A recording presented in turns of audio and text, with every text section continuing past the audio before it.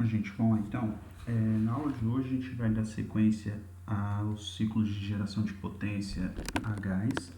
Na aula passada a gente falou sobre os ciclos alternativos, né? Então a gente falou dos motores de combustão interna alternativos, e para modelar esses ciclos a gente viu o ciclo diesel, o ciclo Otto, o ciclo Dow, que a gente vai dar uma breve revisada agora, né? Que a gente verificou que são os ciclos que vão representar para a gente comportamentos motores de combustão interna alternativos, né?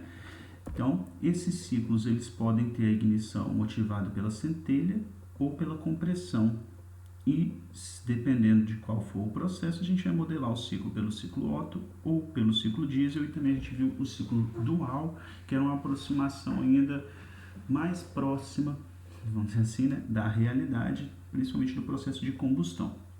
O que a gente vai trabalhar hoje são com os motores de combustão interna rotativos, que vão ser representados pelo ciclo Brayton, tá bom? Então a gente vai entrar em detalhes um pouquinho, só que eu quero deixar claro o seguinte: tanto os rotativos quanto os alternativos, eles vão apresentar os 4 mesmos tempos. Então a gente tinha um motor a 4 tempos que tinha admissão, compressão, o tempo de explosão e exaustão.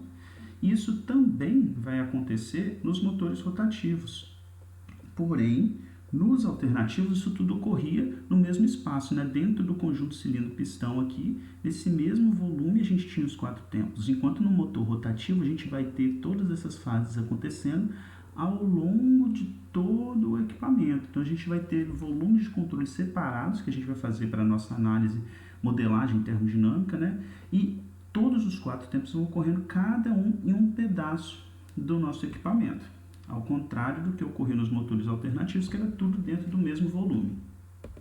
Bom, então o ciclo que vai fazer isso, que vai modelar a turbina a gás, que é o motor de combustão interna rotativo, vai ser o ciclo Brayton. E eu boto isso aqui entre aspas, pelo mesmo motivo que eu falei, que eu botei entre aspas o ciclo dos motores de combustão interna, porque não é um ciclo fechado. A gente tem, no ciclo real, a gente tem a exaustão dos gases de combustão, e eles são renovados por ar puro na admissão, né? A gente vai falar já, só que eu quero antes voltar para a base, né? Quando a gente falou em termo 1, o que é uma máquina térmica? Vai ser um equipamento que vai receber calor de uma fonte quente, vai converter uma parte desse calor em potência líquida, um trabalho útil, e vai rejeitar o restante para uma fonte fria, né? Agora, se a gente analisar para um ciclo Brayton, o que vai ser isso? A gente vai ter uma reação de combustão que vai alimentar com calor a nossa máquina térmica, né? E uma parcela desse calor vai ser convertido em trabalho útil, que pode ser mandado para a rede na forma de energia elétrica, ou a gente vai ver também na questão da propulsão, que pode ser convertido em velocidade do escoamento para gerar empuxo, para mover uma aeronave, né? E como a gente viu lá no Rankine, o calor ele era despejado para o rio, para o lago, na torre de resfriamento, que seja lá. Porém, agora não. Agora o calor ele é despejado de que forma? Na verdade, como eu tenho a exaustão, eu não vou ter um equipamento para resfriar o fluido para admiti-lo no ciclo novamente. Eu vou trocar o fluido. Então, esse fluido ele vai ser descarregado para a atmosfera, e a gente vai comparar a energia que o fluido tem quando ele é descarregado com a energia que ele tem quando ele é admitido, para verificar quanto que valeria, né, esse calor rejeitado pelo ciclo. Bom, para começar a enxergar o que é esse ciclo, então, vamos olhar aqui, ó, essa estrutura física aqui do ciclo, essa modelagem, desculpa. A gente vai ter o quê? O ciclo Brayton, gente, então, ele é composto por 3 equipamentos: um compressor, a câmara de combustão e a turbina. No compressor, eu tenho a admissão do fluido, então o ar vai ser succionado da atmosfera e vai ser comprimido. Se a gente lembrar dos 4 tempos lá, né, do motor de combustão interna, a gente tem a admissão e a compressão ocorrendo aqui no compressor. Bom, o que vai sair do compressor vai ser um fluido com alta pressão e alta temperatura, né? E agora eu vou fazer o quê? Eu vou passá-lo pela câmara de combustão. Na câmara de combustão, já diz o nome, eu vou ter a mistura com o combustível para que haja reação exotérmica de combustão, para eu ter os gases de combustão a alta temperatura deixando a câmara, né? Então aqui eu tenho o tempo de combustão ou da explosão, né? Depois eu vou ter o fluido aqui no estado 3 com altíssima pressão e alta temperatura, vai ser o ponto de maior exergia do ciclo, ou seja, se eu tenho muita exergia, o que eu posso fazer? Eu posso aproveitá-la, né? Então, quem faz isso é a turbina. A turbina vai receber esse fluido com alta exergia e transportar parte dessa exergia para um gerador, que seja, ou para alimentar energeticamente o próprio ciclo, se for o caso de uma turbina aeronáutica, né? Para propulsão, enfim. Nesse tempo aqui de 3 para 4 é a parte que eu vou aproveitar a exergia do fluido que ele tem em 3, né? E ao aproveitar isso, eu vou estar expandindo esse fluido. Ele vai sair da pressão que ele se encontra em 3 e vai até a pressão atmosférica novamente, porque ele vai ser descarregado para a atmosfera, né? Então a gente tem que enxergar já que a pressão em 4 vai ser a mesma pressão de 1.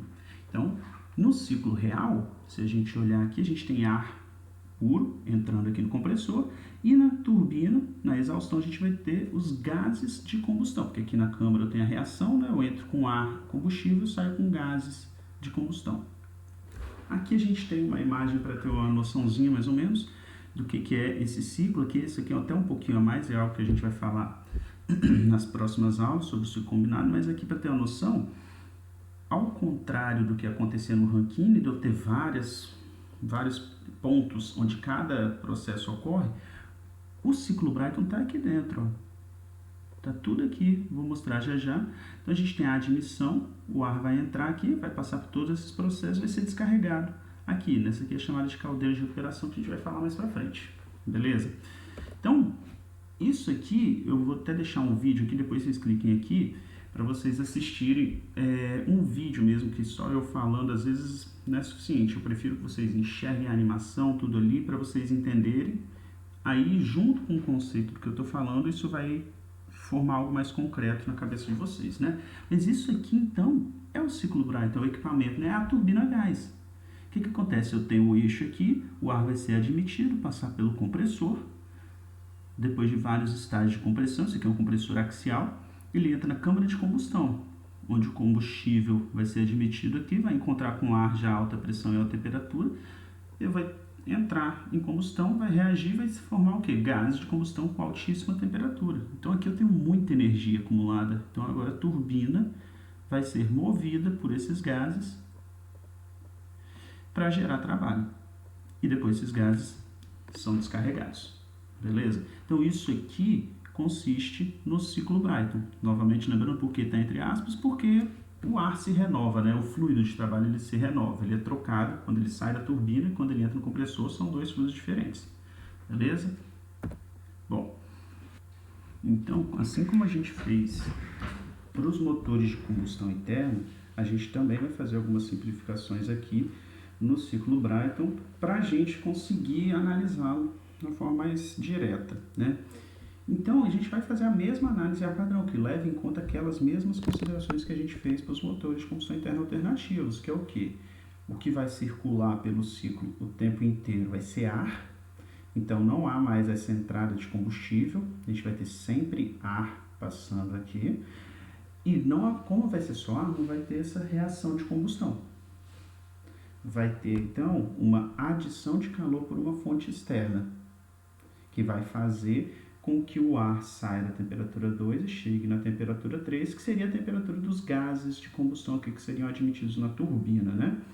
E também, né, para se tornar um ciclo, a gente tem um trocador de calor teórico aqui, que vai fazer o quê? Isso aqui só serve para a gente poder determinar a quantidade de calor rejeitado, que é como se a gente tivesse um trocador de calor teórico que retira o ar da temperatura que ele se encontra no estado 4 e o leva de volta à temperatura inicial, né? O que acontece na realidade é o que? Isso aqui é liberado para a atmosfera e aqui é admitido da atmosfera, né? Aqui saem os gases de combustão e aqui entra ar. Mas então, para a gente poder dar um valor para o calor rejeitado, a gente tem esse trocador de calor teórico aqui. E já aviso, eu não vou ficar usando esse trocador de calor, colocando nas nossas análises, mas é apenas para a gente ter uma noção de como a gente vai calcular esse calor rejeitado. E o ciclo, gente, ele é composto aqui por nossos 4 processos. A gente vai ter de 1 para 2 a compressão isentrópica, 2 para 3 adição de calor isobárica, 3:4 a expansão isentrópica e de 4:1 a rejeição de calor isobárica, tá? Então isso aqui é análise ar padrão. Assim como análise ar padrão, a gente pode fazer análise ar padrão frio também, que a gente faz o quê? A gente considera que o calor específico é constante em todos os processos, e como a gente sabe, o calor específico, na verdade, ele varia, né, conforme a temperatura, é uma função da temperatura.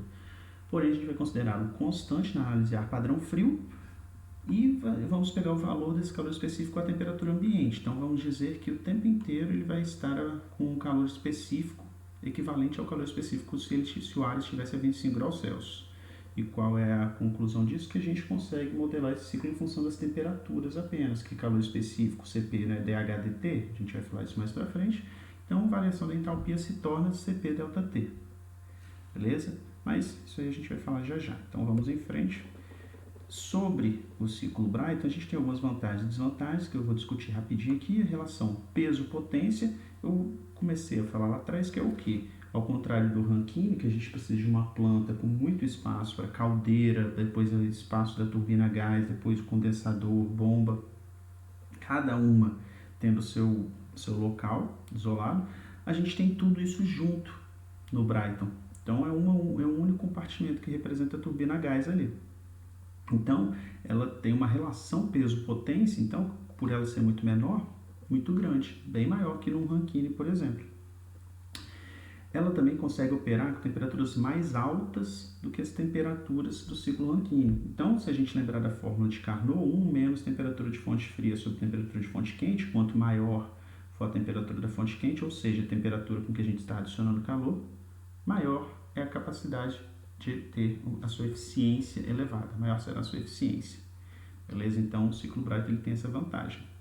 Outra vantagem é que, ao contrário do Rankine, onde a caldeira precisa de horas e horas e horas, muitas horas para entrar em regime permanente, para dar a partida, uma turbina a gás precisa de 2 minutos e ela já está em regime de operação.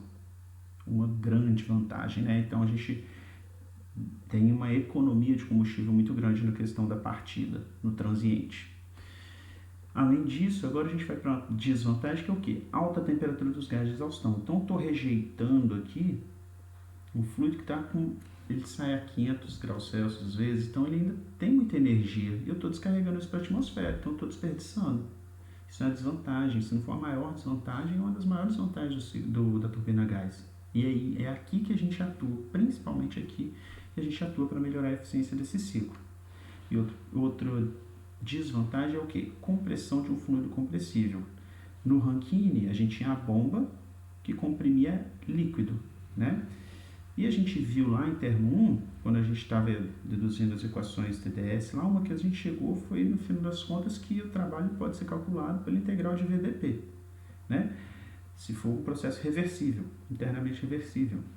Porém, se a gente comparar o volume específico de um líquido com o do gás, né, o do gás é milhares de vezes maior, que mostra pra gente que, para o mesmo gradiente de temperatura, o consumo energético de um compressor, desculpa, eu falei gradiente de temperatura, eu queria dizer gradiente de pressão, o consumo energético do compressor é muito maior do que o da bomba, para mesmo salto de pressão, né? Então, a gente vai ver a questão do trabalho reverso, que é o que? O trabalho consumido pelo trabalho gerado. No Rankine isso dá em torno de 1%, 2%. No Brayton a gente vai ver que isso dá em torno de 50%, às vezes mais, às vezes menos, mas é bem maior. Isso é uma desvantagem, né? Que a gente consome muita energia para esse ciclo rodar. Bom, agora a gente vai fazer a modelagem termodinâmica do Brayton, assim como a gente fez para o Rankine, para os refrigeradores. A gente vai partir do balanço de energia aqui, considerando que está em regime permanente, e desconsiderando as variações de energia cinética e potencial. Então é isso aqui que a gente vai ter para calcular as parcelas energéticas em cada um dos equipamentos, compressor, câmara de combustão e turbina, né? Bom, vamos lá. No compressor, tem uma imagem aqui, isso aqui é uma turbina estacionária, é o tamanho das pessoas aqui em volta dela. O compressor é essa primeira seção aqui, pois aqui a gente tem o local onde vai se encaixar a câmara de combustão e aqui a gente tem a turbina. Então, nessa primeira parcela aqui, a gente tem o compressor, que a gente vai modelá-lo como um equipamento adiabático. E quando a gente faz isso, a gente pode ir lá na equação do balanço de energia, né? Retiramos o calor e a potência consumida pelo compressor será a vazão em massa vezes a variação de entalpia. Processo 1 para 2 aqui, né? E tem esse asterisco, por quê? Porque eu inverti os índices. Porque a gente já sabe que o trabalho compressor ele é consumido, né? Trabalho consumido é trabalho negativo. Então, como a gente já sabe que é consumido, eu estou calculando qual é a potência consumida pelo compressor. Eu não estou calculando a potência do compressor. A potência do compressor é um valor negativo. Agora, a potência consumida pelo compressor, como se a gente estivesse dando o módulo, né? Então, a gente tem aqui, de 1 para 2, no ciclo de Brayton ideal, vai ser um processo isentrópico. Beleza? A gente vai adicionar a eficiência isentrópica aqui quando a gente não estiver tratando de um compressor ideal, né? Eu não vou entrar aqui na aula de hoje sobre eficiência isentrópica, porque a gente já fez isso em termo 1 várias vezes, fizemos isso também quando analisamos o ciclo Rankine. Então agora eu já confio que o conceito de eficiência isentrópica já esteja na cabeça de vocês para a gente não precisar estar atento com isso. Já vamos, na hora de fazer os exercícios, ir direto para essa parte. Bom, depois a gente tem a câmara de combustão, que vai ser a parte que vai alimentar com calor o nosso ciclo, onde eu vou receber o ar aqui com alta temperatura. No ciclo real eu tenho uma mistura com combustível para que haja a formação dos gases de exaustão, né? No ciclo Brayton, que é a idealização, na verdade a gente tem uma fonte externa adicionando calor aqui para levá-lo da temperatura 2 à temperatura 3, de forma isobárica. Bom, esse calor pode ser calculado também, considerando que a câmara não realiza trabalho, né? Então sobra apenas a variação da entalpia. Então está aqui de 2 para 3, um processo que ocorre a pressão constante.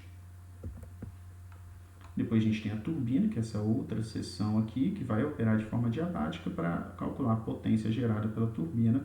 A gente vai fazer vazão vezes também entalpia 3 menos entalpia 4, que está representado aqui para a gente. Beleza? Nesse caso a gente tem um processo isentrópico, se a gente olhar aqui é onde eu tenho a expansão e a parte que eu vou ter a geração de potência do ciclo. Bom, agora que a gente tem essas três parcelas, a gente pode ir para a análise de eficiência, né? Então a gente calculou todos aqui. Como que a gente pode calcular a eficiência? Nosso objetivo pelo nosso insumo, né? O objetivo é gerar trabalho e o insumo é o calor a ser adicionado no ciclo, tá bom? E quem adiciona o calor no ciclo é a câmara de combustão. Bom, trabalho líquido, trabalho da turbina, menos trabalho compressor, que a gente já verificou aqui, sobre o calor adicionado na câmara de combustão. Como a vazão em massa é a mesma, a gente retira, a gente pode simplificar, fica tudo em função das entalpias. Outra forma de calcular, 1 menos calor que entra sobre calor que sai. Desculpa, calor que sai sobre calor que entra. E agora entra naquele trocador de calor teórico que eu falei com vocês, né? A gente não tem um equipamento, mas o calor rejeitado é o quê? Eu vou comparar o estado 4 com o estado 1. Considerando também que eu teria um trocador de calor ali que não realiza trabalho, ficaria apenas em função da variação das entalpias.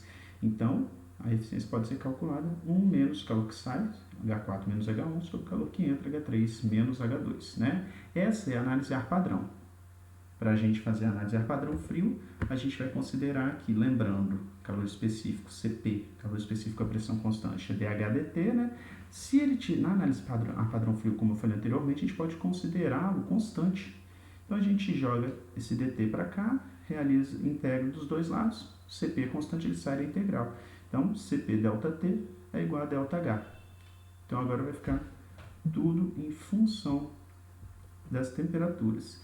E lembrando também das relações TDS que a gente fez anterior no termo 1, uma delas que a gente chegava na equação aqui para processos isentrópicos é que a razão da temperatura é igual à razão das pressões elevada a K menos 1 sobre K, onde K é a razão dos calores específicos. Para que isso? Para a gente poder chegar na eficiência em função apenas da razão das pressões. Então, aqui 1 menos T4, T1, T3, T2 é o quê? 1 menos calor que sai sobre calor que entra. Simplifiquei o CP aqui, né? E a gente consegue depois, manipulando, usando isso aqui, a gente chega que a eficiência para analisar padrão frio pode ser calculada por 1 menos 1 sobre razão das pressões, K menos 1 sobre K. Até que editei agora, a gente corrigir aqui, porque estava escrito, o K estava fora da fração, estava errado, tá? Então fica dessa forma, onde RP é o que? É a razão das pressões, que é igual à quantidade, o quanto eu aumento a pressão no compressor, né? Então, P2 sobre P1. E a gente percebe que, então, a eficiência vai ser uma função explicitamente dependente da razão das pressões. Beleza? Então, a gente pode ver conforme eu for aumentando a razão de pressão, eu aumento a eficiência do ciclo, né? Então, razão de pressão no eixo X, eficiência no Y, a gente vai aumentando. Beleza? Então, a gente pode ver que a gente tem uma gama muito grande de valores para essa razão de pressão. Por quê? Por que eu já não jogo sempre na maior possível? Vamos discutir isso aqui. Bom, as aplicações do ciclo Bright elas são muito distintas. A gente pode ter a aplicação para geração de potência mesmo, energia elétrica, né, para geração e distribuição, como a gente pode ter também para propulsão. E dependendo do caso, a gente tem que analisar qual é a melhor relação de pressão, razão das pressões para a gente. Bom, a gente tem que verificar o seguinte, uma coisa que limita o nosso ciclo é a temperatura máxima. Por quê? É o limite metalúrgico. O material não aguenta mais. Não estou dizendo que é 1000 Kelvin, tá? Apenas aqui é um valor fixo para verificar o procedimento. E a temperatura mínima é o ambiente, né? Que a gente está puxando esse ar. Então, olha só. Vamos olhar graficamente aqui. A gente lembra que a área dentro do gráfico do ciclo representa o trabalho líquido por unidade de massa, né? Então, olha só, aqui eu tenho uma razão de pressão igual a 2, bem pequena. Olhando aqui atrás, a gente já sabe que isso aqui vai dar uma eficiência do ciclo bem baixa. E também, se a gente olhar a área aqui, comparar, conforme a gente vai aumentando a razão de pressão, ó, conforme a gente aqui nesse outro ciclo, a razão de pressão é maior. Então, o ponto 3, ele vai alterando onde ele vai chegando. Né? E se a gente olhar, a área desse segundo ciclo aqui é maior que a do primeiro. Então, esse aqui gera um trabalho líquido maior. Porém, se eu continuar aumentando, olha aqui 8.2 já é um valor otimizado para 1000 Kelvin. Agora, se eu continuar aumentando, chegar a 15, esse ciclo vai ser mais eficiente. Porém, se a gente olhar a área dele, ele é menor. Ou seja, ele vai gerar menos trabalho líquido por unidade de massa que está passando ali. O que isso quer dizer? Para esse ciclo mais eficiente gerar a mesma quantidade de trabalho que esse ciclo intermediário aqui está gerando, eu tenho que passar mais ar nele, tem que ter uma vazão maior. Para eu ter essa vazão maior, eu tenho que ter a capacidade maior, tem que ter um tamanho maior. Ou seja, para a propulsão, isso vai ocasionar eu ter um motor muito maior, um motor pesado.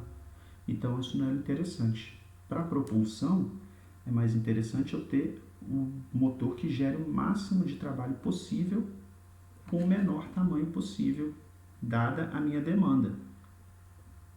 Então, se eu tenho uma planta estacionária, isso não é um problema para mim, o tamanho. Posso ter a turbina do tamanho que for. Então, eu uso a maior relação de pressão possível aqui para ter a melhor eficiência.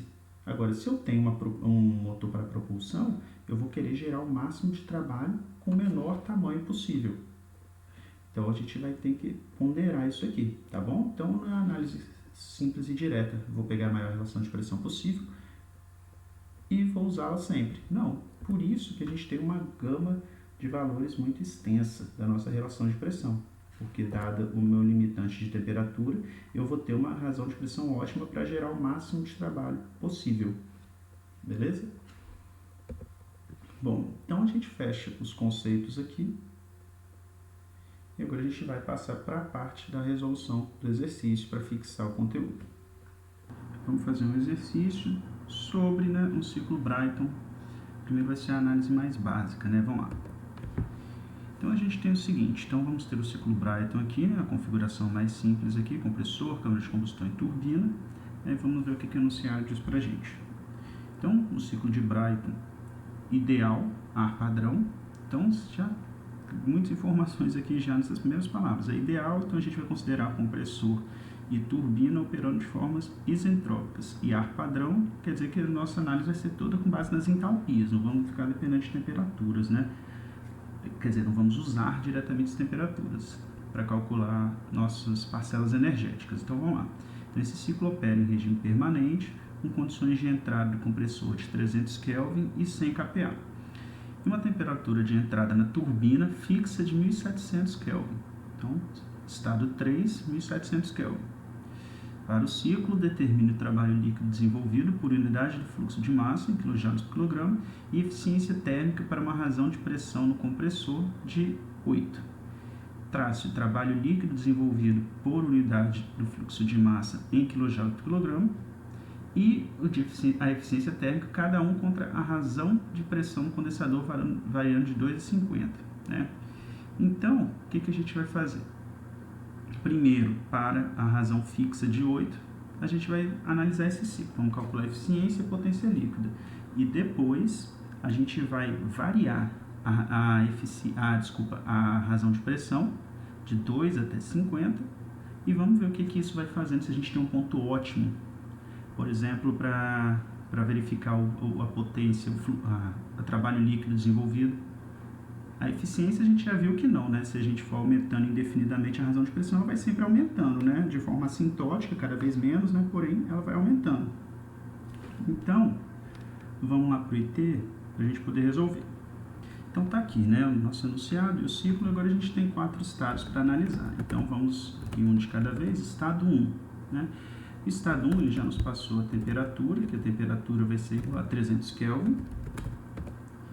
E a pressão vai ser 100 kPa. Então, basicamente, são os dados do ar ambiente, né? Pressão atmosférica, temperatura ambiente, sem muitas surpresas aqui. Então, a gente vai precisar determinar aqui, primeiro vamos verificar, kPa graus Celsius, e a gente vai precisar determinar aqui entalpia e entropia.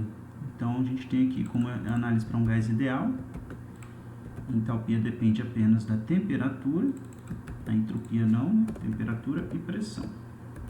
No estado 2, a gente tem que a razão de pressão das pressões é igual a 8, então P2 é igual a R vezes P1, quer dizer que ele comprimiu 8 vezes, a pressão aumentou 8 vezes, se a gente comparar a saída e a entrada do compressor. Vou deixar aqui, tentar deixar o ciclo aparecendo sempre para facilitar. Né? Bom, vamos lá. Cadê? A gente tem que, se é um ciclo ideal, a entropia em 2 é igual a entropia em 1. Então, a gente tem pressão e entropia. Então, a gente pode determinar aqui a entalpia. Já temos essa variável, temos essa, o programa nos devolve a entalpia. Beleza? No estado 3, a gente tem que a pressão é mantida na câmara de combustão, né? Então P3 igual a P2 e que a temperatura 3 é de 1700 Kelvin. Se a gente tem pressão e temperatura, a gente vai embora. Com a temperatura a gente determina a entalpia e com pressão e temperatura a gente determina a entropia. A gente vai usar a entropia para fazer a mesma análise do estado 2, né? Por quê? Porque estado 4 é saída da turbina e a turbina é isentrópica. Primeiro, consideração importante aqui, o que o compressor vai comprimir é o que a turbina vai expandir, beleza? Então, o gradiente de pressão neles é o mesmo, só que um aumenta e outro reduz. Então, a pressão em 4 é igual à pressão em 1. E a entropia em 4 vai ser igual a entropia em 3, desculpa, porque o processo de expansão da turbina é considerado isentrópico. Então, a gente vem aqui, estado 4, e a gente tem a entropia sendo determinada usando entalpia e pressão. A gente já tem, a gente já tem a entropia e a pressão. Então, 2 das 3 variáveis estão aqui, aqui falta a entalpia, o que a gente não tem, a gente encontra o H4 assim. Agora, a gente vai para as parcelas energéticas. Então, o que eu vou fazer? Potência da turbina, vou botar minúsculo porque vai ficar tudo em específico, né? Quilojoule por quilograma. Então vai ser o que? Potência da turbina, H3 menos H2. A do compressor vai ser igual a H2 menos H1. E o calor da câmara de combustão vai ser igual a H3 menos H2. Eu escrevi aqui errado, falei errado também, né? H3 menos H4 na turbina. Então, se a gente tem essas 3 parcelas energéticas aqui, posso falar que o trabalho líquido por unidade de massa é igual ao trabalho gerado pela turbina menos o do compressor. E para fechar, para achar a eficiência, é o que? O trabalho líquido sobre o calor da câmara de combustão. Beleza? Então, com isso, deixa eu só transformar esse enunciado em comentário, porque senão o programa vai tentar lê-lo e não vai dar certo. Então, a gente resolve aqui, ó, o ciclo tem uma eficiência de 41%, trabalho líquido de 555,8 kJ por quilograma, né? Então, primeira coisa, resolvemos esse enunciado com a razão de pressão fixa. Bom, agora a gente vai fazer uma análise paramétrica desse ciclo. O que eu vou fazer? A gente vai pegar aqui e vai variar a razão de pressão de 2 até 50, variando de 1 em 1. Então, agora o programa vai resolver todas as vezes. A gente olhar aqui, ó, ele está resolvendo. Então, temos 49 soluções aqui. E com essas 49 soluções, agora a gente tem dados suficientes para quê? Para a gente gerar um gráfico da eficiência primeiro. Aí vamos ver. A gente percebe o seguinte, ó, a eficiência ela vai aumentando, é de se esperar. No início ela aumenta de forma mais acentuada, até que ela começa a ter um comportamento menos acentuado, mais suave na sua elevação. A gente consegue ver quando chega aqui nos 50, né? Então, isso aqui eu vou copiar e a gente já vai salvar esse primeiro gráfico pra gente. Agora, vou fazer um outro gráfico, que é para a gente verificar como que o trabalho líquido produzido se comporta. Até mudar um pouquinho essa escala. Deixa eu botar aqui a escala de Y. Vou botar até 700 para a gente verificar. Então, olha só. Deixa eu botar para aparecer aqui, para facilitar. Olha só, a gente tem um aumento brusco, né?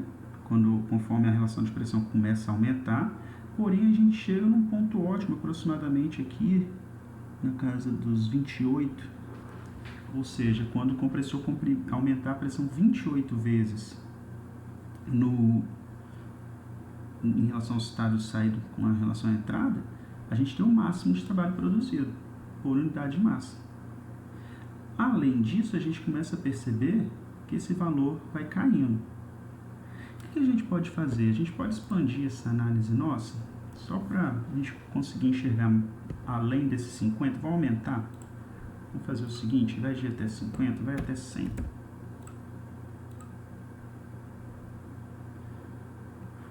Agora vamos gerar esse mesmo gráfico.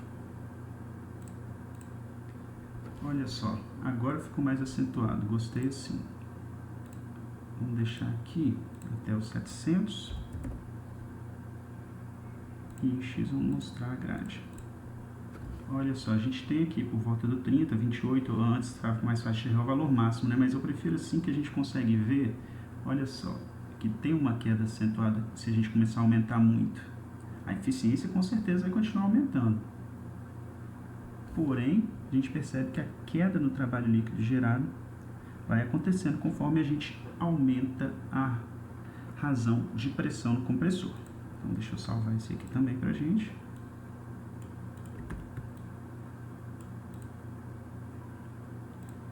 Então, esse exercício é bom pra gente enxergar aquilo que eu estava discutindo anteriormente com vocês. Que a gente precisa saber qual é a aplicação do Brighton primeiro para poder definir melhor seus parâmetros. Que se a gente sair aumentando a eficiência, ou seja, aumentar a razão de pressão, por consequência aumentar a eficiência, não é necessariamente positivo de forma indefinida. A gente tem um ponto ótimo aqui para operar, que se o objetivo for gerar mais trabalho, ser o ciclo mais compacto, é melhor a gente operar nessa faixa aqui. Beleza? Então a gente vê aqui, gente, os gráficos que a gente gerou. Temos aqui nossas conclusões, a gente pode ver, ó, a eficiência vai aumentar sempre, conforme aumenta a razão de pressão. Cada vez ela aumenta menos, né? Porém, a gente não pode dizer isso porque eu sou do trabalho líquido produzido. Ele tem um ponto ótimo aqui e depois ele vai caindo. Ok? Então, por volta dos 20 aqui, quando está no 20, a gente operaria com uma eficiência próxima a 55%. esse seria o ponto ótimo para gerar o máximo de trabalho possível, se a gente estivesse falando de propulsão. Agora, se não tivermos precauções quanto ao tamanho, se for uma planta estacionária, aí depende do equipamento. Porque o equipamento, quanto mais o equipamento puder nos fornecer de relação de pressão, melhor. Beleza? Bom, gente, então hoje a gente conversou sobre o ciclo Brayton na sua configuração mais básica, e na aula que vem a gente vai discutir alguns métodos para a gente aumentar a eficiência desse ciclo. Como eu falei com vocês lá na nossa primeira aula de termodinâmica 1, nosso objetivo vai ser sempre esse, né? Aumentar a eficiência. A gente vai trabalhando para isso, verificar formas de aumentar a eficiência, desde análises paramétricas, escolher os melhores parâmetros, até mudando configurações do ciclo. Então isso a gente vai ver na aula que vem, gente. Beleza? Valeu!